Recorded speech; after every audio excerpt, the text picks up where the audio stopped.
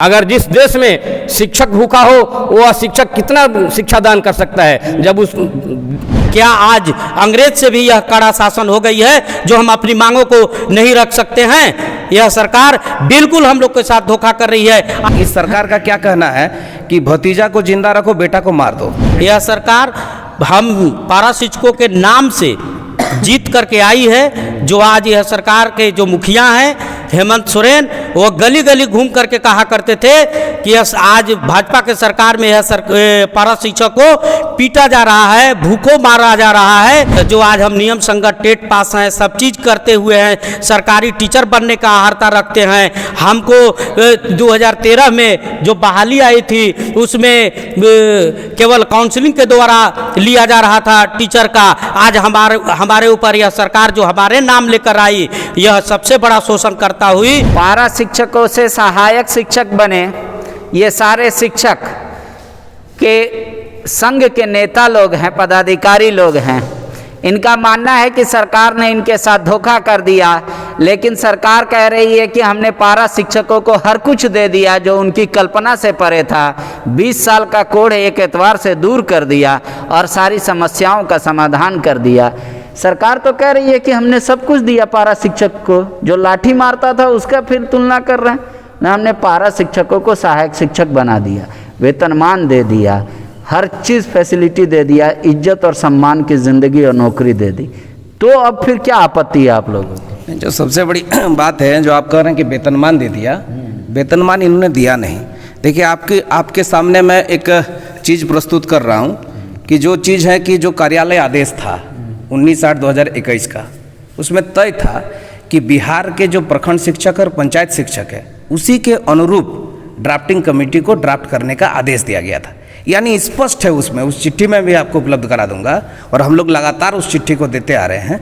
उसमें स्पष्ट है ड्राफ्टिंग कमेटी को जो है एक लिमिटेशन दिया गया है कि भाई आपको क्या ड्राफ्ट करना है कि बिहार के प्रखंड और पंचायत शिक्षक के नियमावली है, जो सेवा शर्त नियमावली है, उसको आपको ड्राफ्ट करना है। ये चीज़ है, ड्राफ्ट करना है। लेकिन इन्होंने ड्राफ्ट क्या किया?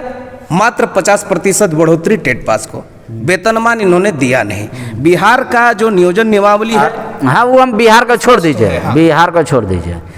जो टेट पास पारा टीचर था उसको 50% का बढ़ोतरी, जो टेट पास पारा शिक्षक नहीं है उसको 40% का बढ़ोतरी, फिर एग्जाम देगा तो वो लोग 50% हो जाए। आपत्ति किस बात को है आपको लेकर? आपत्ति इस बात का है कि टेट पास को जो महाधिवक्ता का परामर्श है, उन्होंने स्पष्ट तौर पर कहा है कि जो पारा टीचर ट्रेंड के सहित टेट पास है, प्रशिक्षित के साथ साथ टेट पास है, उनको गवर्नमेंट एस्टेब्लिशमेंट पे स्केल दिया जा सकता है।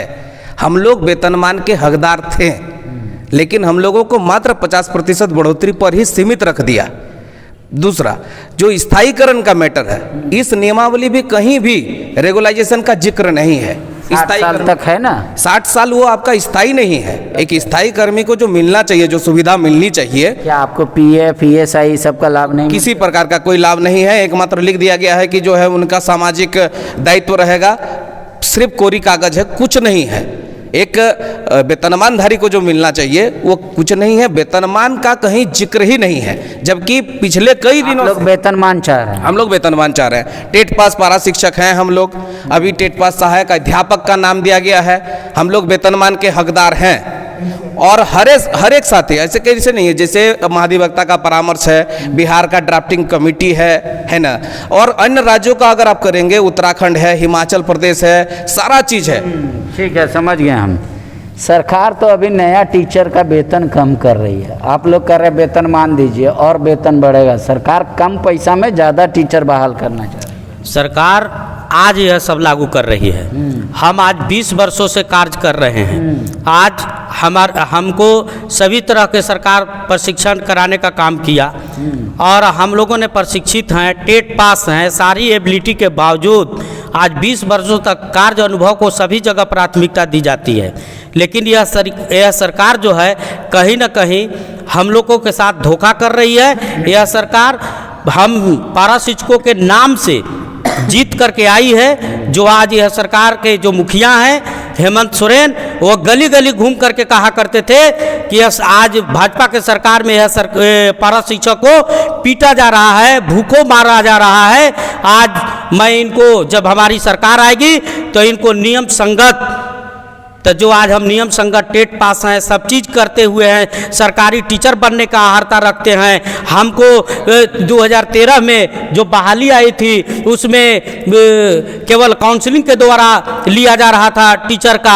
आज हमारे ऊपर यह सरकार जो हमारे नाम लेकर आई, यह सबसे बड़ा शोषण करता हुई और हमको कहीं न कहीं फंसाने का काम आज 3.5 घंटा सभी विषय का परीक्षा लेने के बाद आज हमको नियुक्ति करने की बात कह रही है। कहीं न कहीं धोखा कर रही है, हमारी सीटों को क्रिएट करके, और जो एक दिन का अनुभव नहीं है जिनको, वह लाने का काम कर रही है। आज हम मांगने सरकार के पास जाते हैं तो दोबारा धमकी दिया जाता है लोग प्रशासनिक पदाधिकारी के द्वारा कि आप किस स्कूल से हैं। क्या आज अंग्रेज से भी यह कड़ा शासन हो गई है जो हम अपनी मांगों को नहीं रख सकते हैं? यह सरकार बिल्कुल हम लोग के साथ धोखा कर रही है। आज आप लोग क्या फिर जो 2013 में आप लोग पास किए टेट, और 2016 पास भी है जी, हाँ 16 वाले भी है। तो आप लोग चाह रहे हैं जैसे 16 में जैसे हुआ था, 15-16 में सीधा समायोजन आप लोग का भी हो? जी हम लोग का सीधा समायोजन हो और सरकार जो है हम लोग को अपने पद पर काउंसलिंग करे। हाँ, काउंसलिंग करे नहीं, हमको जो है राज्य स्तर पर काउंसलिंग करते हुए हमें सीधा समायोजन करे। हमें काउंसलिंग नहीं, पुराने स्केल पर हमको सीधा समायोजन करे। हमारी 50% सीट आरक्षित है, उस सीट पर सरकार जल्द करे, और नहीं तो हम लोग एक जन आंदोलन करेंगे। हमारे आज सरकार जो है पहले वेतन मानदेय जो था समय पर मिलता था, आज सरकार कहीं ना कहीं सर्टिफिकेट के नाम पर हमको 2 महीना से मानदेय रोकने का काम की है। और यह सरकार नहीं चला रही है, यह पदाधिकारी सरकार को चला रहे हैं। और यहाँ जितने भी सरकार में लोग हैं वह कहीं ना कहीं हम लोगों को अनुभवहीन सरकार में हम लोग घुट रहे हैं। आपका उम्र कितना हुआ? मेरा उम्र 47 साल हो गया लमसम। अच्छा, यहाँ ये भी है कोई जो रिटायर करे वाला 1-2 साल में? आइए देखिए, सबसे बड़ी समस्या इन पारा शिक्षकों से बने सहायक शिक्षकों का है। टेट पास है आप अध्यापक, सहायक अध्यापक। जी सर। कब रिटायर कर रहे हैं? 5 फरवरी 2023। अच्छा, तो कितना मिलेगा पेंशन वेंशन, ये सब बात हो गया है? अभी कुछ नहीं मिल रहा है, हम लोग तो मानदेय तो मिल ही नहीं रहा है, 2 महीना से मानदेय नहीं मिला है, तो पेंशन का देगा? पेंशन के लिए वही तो हम लोग के, अगर टेट पास हम लोग अगर हैं और हम लोग के सर्टिफिकेट सब जांच भी हो गया है, तो उनको वो देखे। और हम लोग के लिए जब सरकारी शिक्षक हम लोग अगर जाते हैं तो हम लोग को 2 साल ग्रेस देवे, 5 साल ग्रेस देवे, और नहीं तो हम लोग को 10 लाख पूंजी देवे कि हम लोग बाल बच्चा को अति पूंजी से कुछ करके खिलाएं, और नहीं तो समझ गए। हाँ, पेंशन का टेंशन है आपका। एक बात बताइए, सरकार तो कह सकती है ना कि आप लोग लालची हो गए हैं, लोभी हो गए हैं। बोले पहले जैसे मानदेय मिलता था पारा शिक्षक में, तब भी ये लोग पढ़ाता था, हम 50% बढ़ा दिए। ये कह दिए कि 60 साल तक हटाया नहीं जा सकता है, सारा कुछ दे दिए, तब भी कह रहा है कि नहीं और दे दीजिए। पिछला सरकार डायरेक्ट समायोजन किया था तो समायोजन कर दीजिए। बोला ऐसे कुछ होता है? ऐसी बात नहीं है। बात यह है कि सरकार जो हम लोग करे हम सारा चीज़ कर दिए, कहीं कुछ भी नहीं की है। जो 60 साल के लिए बात है, वो रघुवर के शासन काल में भी एक पत्र निकला था कि इन 60 साल की उम्र तक सेवा देंगे, लेकिन वो सेवा देंगे और अस्थायीकरण में दोनों अंतर है। अच्छा, क्या अंतर है बताइए? अंतर क्या है, जैसे 60 साल की उम्र तक हम सेवा देंगे, कंप्लीटली सेवा देंगे, निश्चित रूप से देंगे, ऐसी कोई बात नहीं है। माने हम उतना उम्र तक सेवा देंगे तो ये तो हर कोई जानता है, लेकिन रिटेन रूप में जो फुली गवर्नमेंट का नियुक्ति होता है, अस्थायीकरण होता है, वो आधार नहीं है। और उसी को यह सरकार जो है ला करके करे कि हमने भी किया। इसने तो 50% वृद्धि की है। राष्ट्रपति शासन में 2009 में भी 50% हम लोग का वृद्धि हुआ था। 3000 मिलता था, 4500 मिला था।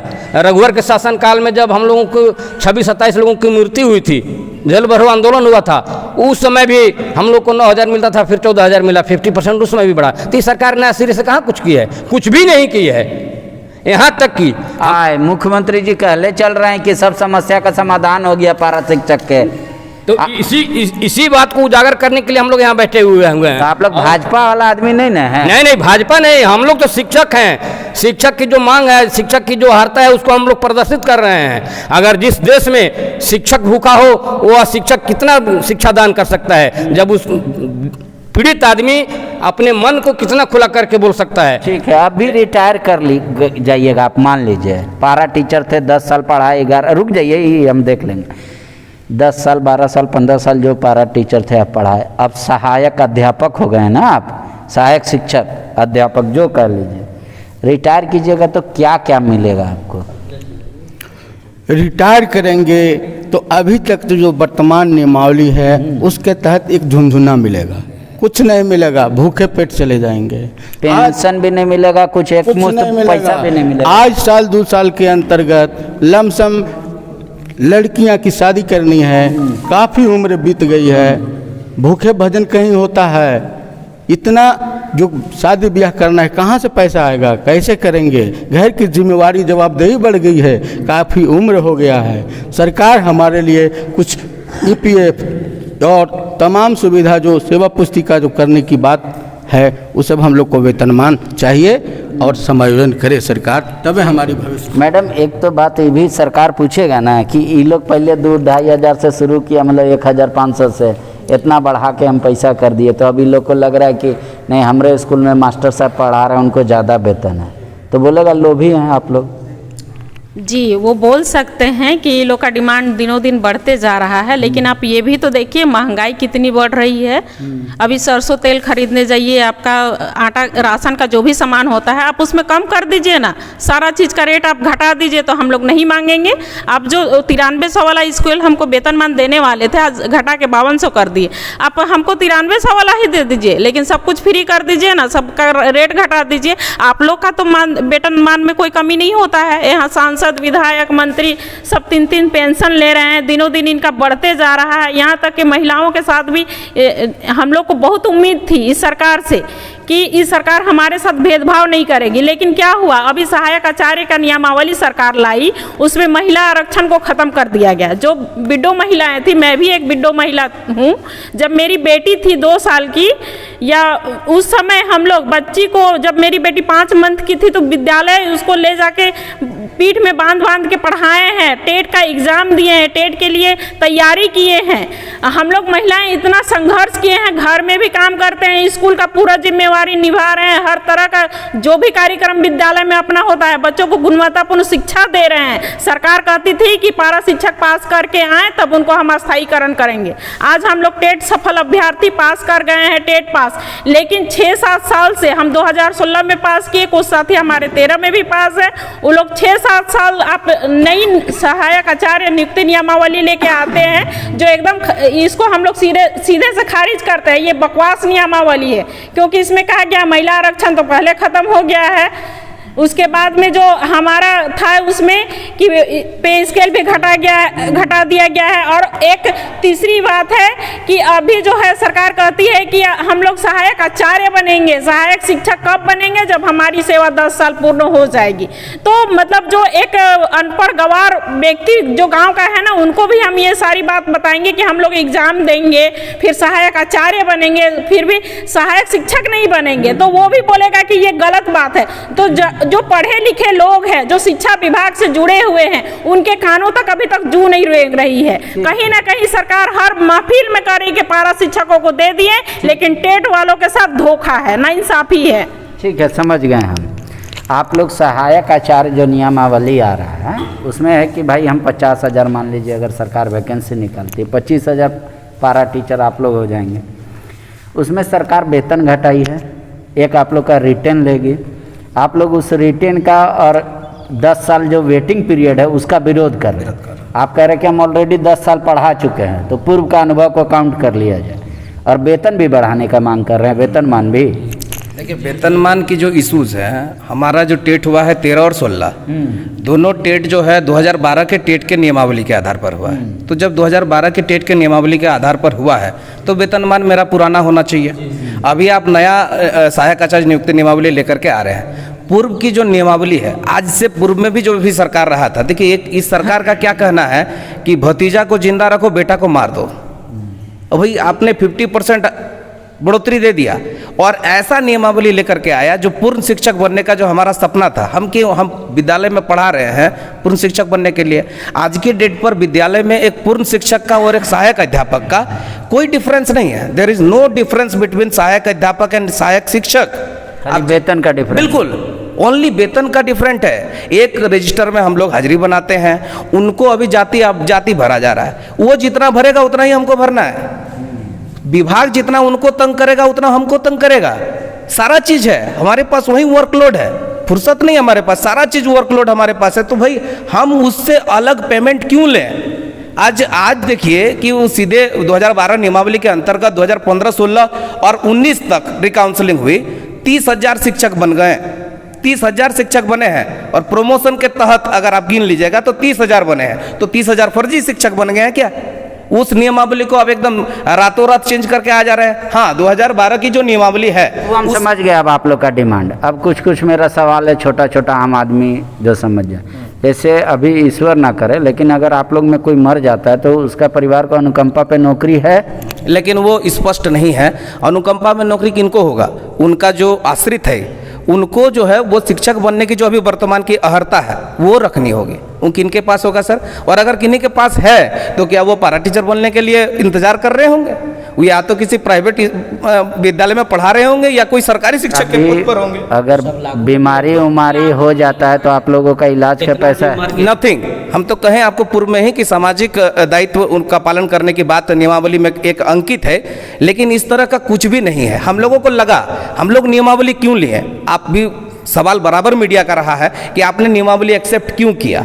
हम लोग ये सोचे ना कि नियमावली लेकर के आई है तो कहीं ना कहीं हमको सहायक शिक्षक जैसा दर्जा मिलेगा, उनके जैसा मान सम्मान मिलेगा, उनके जैसा धीरे धीरे हम लोग आगे बढ़ेंगे।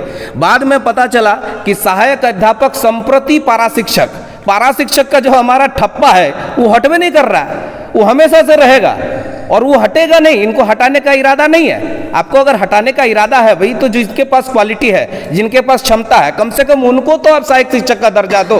हम लोग एलिजिबल हैं, टेट पास किए हुए हैं, महाधिवक्ता का परामर्श है, सारा चीज हमारे फेवर में है। जब जिनके फेवर में चीजें हैं उनको तो कम से कम आप करो। समझ गए हम। देखिए, अल्पसंख्यक विद्यालय का छोड़ दीजिए, वहाँ तो जीबी के थ्रू होता है ना, गवर्निंग बॉडी के थ्रू। वो लोग का तो कोई माई बाप नहीं, सरकार खाली पैसा देता है। हाई स्कूल में जो बहाली हुई उसमें भी तो वैसा सेकंड एग्जाम की बात नहीं था। तो फिर हमारे साथ क्यों भेदभाव किया जा रहा है? समझ गए हम। देखिए, लोचा है। सरकार बोल रही है हम पारा शिक्षकों का समाधान कर दिए, पारा शिक्षक कह रहे हैं कि कोई समाधान नहीं हुआ है।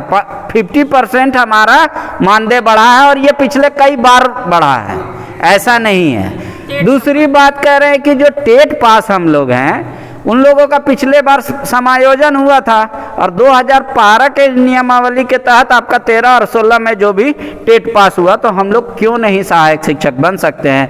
बीच में नया नियम कैसे घुस गया कि पहले आप सहायक अध्यापक बनिए, 10 साल नौकरी कीजिए, इतना नहीं इतना पेमेंट लीजिए। कह रहे ये सब लोचा है, हम लोग इसको बर्दाश्त नहीं करेंगे, विरोध करते रहेंगे। लेकिन ये बात है कि आप लोग विरोध कीजिएगा क्या, मतलब आंदोलन करने का इच्छा है? हाँ, जब सरकार हमारी यदि बात नहीं मानती है हम उनको एक विधिक पत्र दिखाते हैं। ये देखिए, भारत सरकार का गाइडलाइन है। एनसीटी एक संस्था है जिसकी स्थापना भारत सरकार ने की है, राष्ट्रीय अध्यापक शिक्षा परिषद। ऐसी राष्ट्रीय अध्यापक शिक्षा परिषद के गाइडलाइन के अनुसार पूरे भारतवर्ष में शिक्षकों की नियुक्ति होती है। और इस एनसीटी राष्ट्रीय अध्यापक शिक्षा परिषद का साफ गाइडलाइन है कि प्राथमिक शिक्षक बनने के लिए एक कैंडिडेट के पास योग्यता क्या होना चाहिए? Inter train plus TET. तो वह आदमी प्राथमिक शिक्षक है। अगर यदि वह मिडिल स्कूल में शिक्षक बनना चाहता है तो उसके पास क्या होना चाहिए? Graduation train plus TET, level 2 का टेट, 6 to 8 का। तो ये सारे चीज़ हम पारा शिक्षकों के पास है। सरकार अपना अलग से व्यवस्था ला रही है कि हम एक और परीक्षा लेंगे, लेकिन यह एनसीटी का गाइडलाइन में कहीं नहीं है एग्जाम की बात। हम इसको आधार बना करके आगे आप लोग क्या करेंगे? हम आंदोलन करेंगे।